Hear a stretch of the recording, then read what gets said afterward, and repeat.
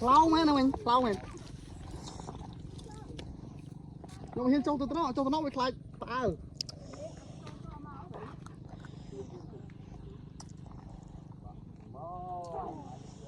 bữa là nhất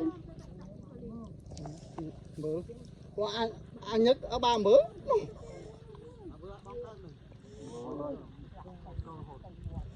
không biết này làm quê không biết ngân đâu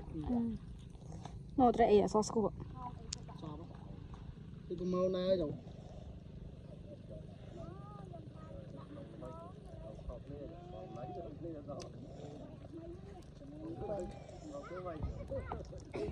các bạn liên ta muốn liên ta chạy ai không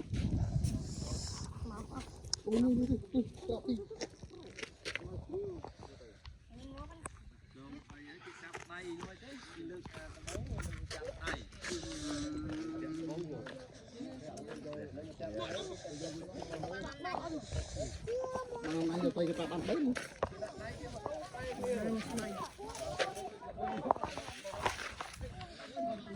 ô nó paper này ạ